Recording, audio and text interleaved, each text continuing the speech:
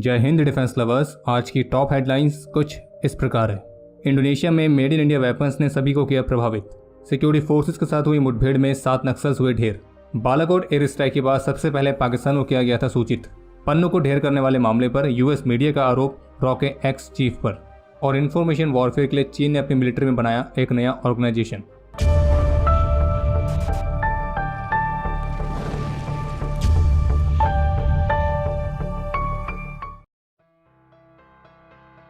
आज 30 अप्रैल को जकार्ता में भारत और इंडोनेशिया ने अपनी तरह का पहला India Indonesia defence industry exhibition कम सेमिनार आयोजित किया था और इसे भारतीय एम्बेसी, रक्षा मंत्रालय, भारत सरकार, इंडोनेशिया का रक्षा मंत्रालय और इंडोनेशियन सरकार द्वारा आयोजित किया गया था। और चूंकि ये भारत और इंडोनेशिया के बीच इस तरह का पहला डिफेंस इंडस्ट्री एग्जीबिशन है, तो इसलिए इसे दोनों देशों के बीच के बाइलेटरल डिफेंस कॉपरेशन के लिए एक महत्वपूर्ण इवेंट माना गया है। इस एग्जीबिशन में भारत से करीब 36 प्रोमिनेंट डिफेंस कंपनीज ने पार्टिसिपेट किया था, जिनमें 12 डिफेंस पीएसयूज थी और जबकि 24 प्राइवेट कंपनीज थी। और भारत की कुछ प्रोमिनेंट कंपनीज जैसे कि BrahMos aerospace, L&T, Bharat dynamics, Bharat electronics, तो इन सभी ने अपने प्रोडक्ट्स और सर्विसेज के माध्यम से सभी पार्टिसिपेंट्स को काफ़ी ज़्यादा इंप्रेस किया है। इस इवेंट के दौरान कई अत्याधुनिक टेक्नोलॉजीज और इनोवेशंस को शोकेस किया गया था और जबकि भारत और इंडोनेशिया के रक्षा मंत्रालय के टॉप लीडरशिप के बीच महत्वपूर्ण डिस्कशन भी हुए हैं। और जबकि इस वर्ष के अंत में भारत और इंडोनेशिया के मिलिट्री के बीच गरुड़ शक्ति एक्सरसाइज के अलावा दोनों देशों की नेवीज समुद्र शक्ति एक्सरसाइज को भी आयोजित करेगी। और जो इंडोनेशिया है उसने भारत की ब्रह्मोस मिसाइल, आकाश मिसाइल और Pinaka multi barrel rocket launcher systems की खरीद में अपनी दिलचस्पी दिखाई है। और इसमें से जो ब्रह्मोस मिसाइल वाले डील है तो उसको अंतिम रूप देने के दोनों देश बेहद ही करीब है। आज मंगलवार को छत्तीसगढ़ में नारायणपुर और कानकेर डिस्ट्रिक्ट में बॉर्डर एरियाज के साथ जंगलों में छिपे नक्सल्स के साथ एक मुठभेड़ होने की रिपोर्ट सामने आई है। और अभी जिससे में हमें वीडियो रिकॉर्ड कर रहे हैं तब तक आई रिपोर्ट्स के मुताबिक सिक्योरिटी फोर्सेस के साथ हुई इस मुठभेड़ में 7 नक्सल्स को ढेर किए जाने की रिपोर्ट है, जिनमें से 2 विमेन है। और 15 दिन के अंदर हमारे सिक्योरिटी फोर्सेस की नक्सल्स के ऊपर ये दूसरी मेजर स्ट्राइक है, जिसे DRG यानी कि डिस्ट्रिक्ट रिजर्व गार्ड और स्पेशल टास्क फोर्स ने अपने एंटी नक्सल ऑपरेशन के तहत संयुक्त रूप से मिलकर अंजाम दिया है। और इंसिडेंट साइट से AK-47 राइफल, एक्सप्लोजिव्स और ऐसे ही बाकी के वेपन्स भी रिकवर किए गए। बाकी इस क्षेत्र में सर्च ऑपरेशन अभी भी जारी है और जो नक्सल्स ढेर किए गए हैं तो उनकी पहचान होनी अभी बाकी है। और जबकि अभी 16 अप्रैल को ही कानकेर डिस्ट्रिक्ट में सिक्योरिटी फोर्सेस के साथ हुई मुठभेड़ में 29 नक्सल्स को ढेर किया गया था। बाकी आज वाले इंसिडेंट को मिलाकर इस वर्ष बस्तर रीजन में सिक्योरिटी फोर्सेस ने सेपरेट काउंटर में अभी तक 88 नक्सल्स को ढेर कर दिया है। इसके अलावा जम्मू कश्मीर के उधमपुर में तीसरे दिन भी एंटी टेरर ऑपरेशन लगातार जारी है, जिसके तहत जंगलों में छिपे हुए आतंकियों को ढूंढ निकालने के लिए सर्च ऑपरेशन चलाया गया और इस ऑपरेशन में स्पेशल फोर्सेस को भी शामिल किया गया है। बाकी आतंकियों को ट्रैक करने के लिए UAVs की मदद भी ली जा रही है। और अनुमान है कि यहाँ पे आतंकियों के 2 ग्रुप हो सकते हैं और जिनमें आतंकियों की संख्या 6 से 7 के आसपास हो सकती है। बाकी इन ऑपरेशन से जुड़े जो भी लेटेस्ट अपडेट्स रहेंगे डिफेंस अपडेट्स से आपको उसकी जानकारी मिल जाएगी। और क्विक अपडेट्स के लिए हमारे ऑफिशियल टेलीग्राम चैनल से जुड़ना ना भूलें। तो एक बार फिर से यूएस मीडिया की तरफ से भारत के खिलाफ एक नया प्रोपेगेंडा शुरू किया गया, जिसमें द वॉशिंगटन पोस्ट ने अपनी एक इन्वेस्टिगेटिव रिपोर्ट में ये कहा है कि अमेरिका में जो खालिस्तानी आतंकी गुरपतवंत सिंह पन्नू है, जो कि अमेरिका के मुताबिक आतंकी नहीं बल्कि उनका नागरिक है, तो उसे ढेर करने वाला जो कदम था उसे भारत की intelligence agency research and analysis wing के पूर्व प्रमुख, जिनका नाम है सामंत कुमार गोयल, तो उनके द्वारा इस योजना को अप्रूव किया गया था। और साथ ही इस मीडिया रिपोर्ट में एक रॉ ऑफिशियल जिनकी पहचान विक्रम यादव के तौर पर बताई है, तो ये कहा गया कि वे इस पूरे मामले में शामिल थे। और द वॉशिंगटन पोस्ट की रिपोर्ट के मुताबिक भारत उत्तरी अमेरिका में घातक अभियान चलाएगा तो इससे पश्चिमी सुरक्षा अधिकारी भी स्तब्ध रह गए हैं। हालांकि सेम आरोप पहले भी भारत पर लगाया गया था, जिसमें इंडियन ऑफिशियल के शामिल होने की बात की गई थी, लेकिन वो इंडियन ऑफिशियल कौन थे तो उनकी पहचान सामने नहीं आई थी। लेकिन द वॉशिंगटन पोस्ट ने अपनी इस रिपोर्ट में रॉ ऑफिशियल की पहचान के बारे में खुलासा किया है।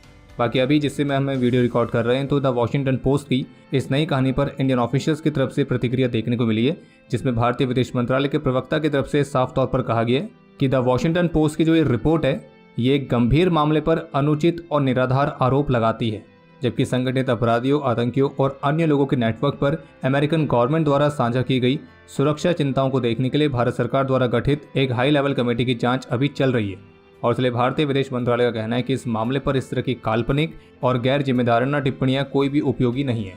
यानी कि बात सीधी सी कि इस पन्नू वाले मामले पर भारत ने पहले ही कहा था कि वे इसकी जांच कराएंगे और उसके लिए एक हाई लेवल कमेटी ऑलरेडी बनाई गई थी, पर फिलहाल अभी उसकी जांच चल रही है। लेकिन उससे पहले ही द वॉशिंगटन पोस्ट की तरफ से इस तरह की रिपोर्ट जारी करना तो वो किसी प्रोपेगेंडा से कम नहीं लगता है। और खैर बाकी इसके अलावा अभी जो कैनेडियन प्राइम मिनिस्टर के सामने खालिस्तान जिंदाबाद जैसे नारे लगे थे, तो उस पर भी भारत की तरफ से प्रतिक्रिया आ गई है, जिसमें भारतीय विदेश मंत्रालय ने पहले इस मामले पर कैनेडियन डेप्यूटी हाई कमिश्नर को समन किया था और साथ में ये भी कहा कि इस इवेंट में इस तरह की परेशान करने वाली कार्रवाइयों को अनियंत्रित रूप से जारी रखने की अनुमति दिए जाने पर भारत सरकार की ओर से गहरी चिंता और कड़ा विरोध व्यक्त किया गया है। और ये एक बार फिर उस राजनीतिक स्थान को दर्शाता है कि जो कनाडा है वहाँ पे अलगाववाद, उग्रवाद और हिंसा को बढ़ावा दिया गया है। और इस तरह की हरकतें न केवल भारत और कनाडा के संबंधों को प्रभावित करती है, बल्कि कनाडा में अपने ही नागरिकों के लिए हिंसा और आपराधिकता के माहौल को भी बढ़ावा देती है। कर्नाटक में एक रैली को संबोधित करते हुए भारतीय प्रधानमंत्री श्री नरेंद्र मोदी ने बालाकोट एयर स्ट्राइक से संबंधित एक नई बात शेयर करी है, जिस पर उनका यह कहना था कि इंडियन मीडिया को इस बालाकोट एयर स्ट्राइक के बारे में सूचित करने से पहले उन्होंने पाकिस्तान ऑफिशियल्स को इस एयर स्ट्राइक के बारे में सूचना दी थी और उन्हें बताया था कि इस स्ट्राइक में कितना डिस्ट्रक्शन हुआ है। और फिर पाकिस्तान को इन्फॉर्म करने के बाद इंडियन मीडिया और बाकी की दुनिया को इस एयर स्ट्राइक के बारे में सूचित किया गया। और इसके साथ ही भारतीय प्रधानमंत्री ने सभी घुसपैठियों को चेतावनी देते हुए ये भी कहा कि एक नया भारत है जो कि घर में घुसकर मारेगा। वैसे अगर बालाकोट एयर स्ट्राइक की बात हो ही गई है तो आप squadron.in पे जाके द बालाकोट बॉयज़ वाला एक्सक्लूसिव डिज़ाइन चेकआउट करना ना भूलें। और स्पेशल कूपन कोड तो आपको याद ही है, PKMKB और स्पेशल डिस्काउंट। बाकी इसके अलावा एक और अपडेट है कि आज 30 अप्रैल को एडमिरल दिनेश के त्रिपाठी ने इंडियन नेवी के 26वें प्रमुख का कार्यभार संभाल लिया। और नेवी चीफ का कार्यभार संभालने के बाद एडमिरल दिनेश के त्रिपाठी का कहना था कि पिछले कुछ वर्षों में नेवी एक कॉम्बैट रेडी फोर्स के रूप में विकसित हुई है और समुद्री क्षेत्र में मौजूदा और उभरती हुई चुनौतियां कहती हैं कि इंडियन नेवी को शांति से समुद्र में संभावित विरोधियों को रोकने के लिए हमेशा तैयार रहना चाहिए और जब भी कहा जाए समुद्र में युद्ध जीतने के लिए भी हमेशा तैयार रहना चाहिए। और ये मेरा एकमात्र फोकस और प्रयास रहेगा। और नेवी चीफ के तौर पर उनकी एक और प्राथमिकता रहेगी और वो है आत्मनिर्भर भारत इनिशिएटिव की तरफ इंडियन नेवी के चल रहे प्रयासों को और मजबूत करना और नई नई टेक्नोलॉजीज को इंट्रोड्यूस करना। और जैसे कि इंडियन नेवी का गोल है कि वे 2047 तक पूरी तरह से आत्मनिर्भर बनेंगे। लेटेस्ट मीडिया रिपोर्ट्स के मुताबिक चाइनीज राष्ट्रपति शी जिनपिंग ने 2015-16 में चाइना की पीपल्स लिबरेशन आर्मी यानी कि PLA में एक मैसिव रीस्ट्रक्चरिंग की प्रोसेस को शुरू किया था, जिसके तहत 3 लाख ट्रूप्स की कटौती की गई थी, जॉइंट थिएटर कमांड्स बनाई गई थी और कई अलग अलग अम्ब्रेला डिपार्टमेंट्स को रिमैप करने के साथ साथ PLA रॉकेट फोर्स को भी एडवांस किया गया था। और इसके अलावा 31 दिसंबर 2015 में एक और बड़ा बदलाव किया गया था और वो था स्ट्रेटेजिक सपोर्ट फोर्स को क्रिएट करना। लेकिन अब रिपोर्ट यह है कि शी जिनपिंग ने इस ऑर्गेनाइजेशन को समाप्त कर दिया है और उसकी जगह एक दूसरा ऑर्गेनाइजेशन स्थापित किया है। और जो नया ऑर्गेनाइजेशन स्थापित किया गया है उसका नाम है इंफॉर्मेशन सपोर्ट फोर्स, जो कि चीन की स्ट्रेटेजिक सपोर्ट फोर्स का रिप्लेसमेंट है।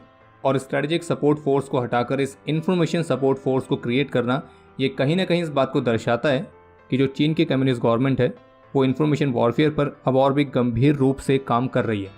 हालांकि जो ये इंफॉर्मेशन सपोर्ट फोर्स यानी कि ISS वाला ऑर्गेनाइजेशन है तो इसकी फंक्शनिंग किस तरह से रहेगी, तो इसे चीन की कुछ प्रमुख यूनिट्स जैसे कि स्पेस सिस्टम डिपार्टमेंट्स और नेटवर्क सिस्टम डिपार्टमेंट्स तो इनके माध्यम से एक्सप्लेन किया गया था, जिसमें चाइनीज ऑफिशियल्स ने यह कहा कि रीस्ट्रक्चरिंग के माध्यम से इंफॉर्मेशन सपोर्ट फोर्स की स्थापना एक मजबूत सेना के निर्माण के लिए केंद्रीय समिति और केंद्रीय सैन्य आयोग द्वारा किया गया एक बड़ा निर्णय है और सर्विसेज और वेपन्स के एक नए सिस्टम को स्थापित करने और मॉडर्न मिलिट्री फोर्स स्ट्रक्चर में सुधार करने के लिए एक रणनीतिक कदम है। यानी कि आसान शब्दों में कहने का मतलब ये है कि चीन की तरफ से एग्जैक्टली ये नहीं बताया गया कि एक्चुअल में जो ये ऑर्गेनाइजेशन है ये काम क्या करेगा, लेकिन मिलिट्री एक्सपर्ट्स का मानना है कि ये पूरी तरह से इंफॉर्मेशन वॉरफेयर से जुड़ा हुआ है। और जबकि कुछ एक्सपर्ट्स ये भी मानते हैं कि इसको क्रिएट करने के माध्यम से जो चाइनीज़ राष्ट्रपति शी जिनपिंग हैं तो वे इंफॉर्मेशन डोमेन फोर्सेस में और भी डायरेक्ट कंट्रोल चाहते हैं, जो कि इससे पहले SSF यानी कि स्ट्रेटेजिक सपोर्ट फोर्स पूरा नहीं कर पा रही थी। और जो चाइनीज़ मिलिट्री है वो इंफॉर्मेशन वाले डोमेन को भी उतना ही महत्वपूर्ण मानती है जितना कि बाकी के 4 ट्रेडिशनल डोमेन्स हैं, यानी कि एयर, लैंड, सी और स्पेस। और जो ये इंफॉर्मेशन वॉरफेयर वाला डोमेन है तो ये एक ऐसा क्षेत्र है जहाँ पे भारत को अभी बहुत कुछ करने की ज़रूरत है।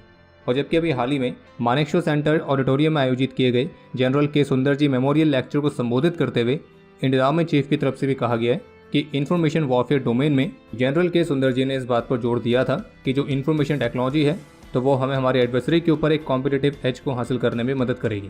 और आज के समय में इंफॉर्मेशन ऑपरेशंस ने एक नया ही डायमेंशन प्राप्त किया है। इसके अलावा इंडियन आर्मी चीफ ने यह भी कहा कि हम सभी ने विटनेस किया है कि कैसे आज के समय में स्पेसिफिक ऑडियंस को टारगेट किया गया एक सिंगल पीस ऑफ न्यूज़, कोई वर्डिक्ट या कोई फिगर किस तरह से नैरेटिव्स को शेप दे सकता है, और वो भी रियल टाइम बेसिस पर। आर्मी चीफ का यह भी कहना था कि आज के समय में वॉरफेयर के कुछ नए डोमेन्स आ चुके हैं जैसे कि स्पेस, साइबर, इलेक्ट्रोमैग्नेटिक स्पेक्ट्रम और इन्फॉर्मेशन। और इन विकासों के परिणाम स्वरूप जो कन्वेंशनल फोर्स रेशियो है, जो कि पास्ट में मिलिट्री स्ट्रेंथ और सिक्योरिटी का एक पैरामीटर हुआ करता था, तो वो आज के समय में ब्लंट हो गया। बाकी नए डोमेन्स को देखते हुए आर्मी चीफ की तरफ से कहा गया कि हमने terrain specific electronic warfare systems, drones, anti drone systems, इन सभी को डिप्लॉय किया है। लॉजिस्टिक ड्रोन्स को एम्प्लॉय करके लॉजिस्टिक कैपेसिटीज और एफिशिएंसीज को बढ़ाया जा रहा है। मैकेनाइज्ड फोर्सेस में light tanks, future infantry combat vehicles और एविएशन में रिमोटली पायलटेड एयरक्राफ्ट और लाइट यूटिलिटी हेलीकॉप्टर जैसे नए प्लेटफॉर्म्स को इंडक्ट करने की प्रोसेस पाइपलाइन में। उनका यह भी कहना था कि वेपन सिस्टम्स और इक्विपमेंट के अलावा हम 45 नीश टेक्नोलॉजीज को भी परस्यू कर रहे हैं, जिन्हें मिलिट्री एप्लीकेशन के लिए आइडेंटिफाई किया गया, और जबकि 120 स्वदेशी परियोजनाएं हैं जो कि नीश टेक्नोलॉजीज को डेवलप और एब्जॉर्ब करने के लिए चल रही हैं। बाकी अब समय है आज के इतिहास का। आज के दिन 1948 में जम्मू कश्मीर के उरी में अपने अदम्य साहस और वीरता का परिचय देते हुए राइफलमैन ढोंकल सिंह वीर गति को प्राप्त हुए थे और इन्हें मरणोपरांत महावीर चक्र से सम्मानित किया गया। आज के दिन 2013 में ऑपरेशन राइनो के तहत मेजर विनीत वर्मा और असिस्टेंट कमांडेंट देवेश कुमार कुलश्रेष्ठा ने अपना सर्वोच्च बलिदान दिया था। आज के दिन 1944 में 4 असम राइफल्स के नायक झमन बहादुर गुरुंग वीर गति को प्राप्त हुए थे। बाकी आपके लिए आज का प्रश्न ये है कि किन्हीं 3 वेपन प्लेटफॉर्म्स का नाम बताइए जो कि भारत ने अमेरिका से लिए। और अब समय है आज के टॉप 3 कमेंट्स का, जो ये रहे आपकी स्क्रीन पर।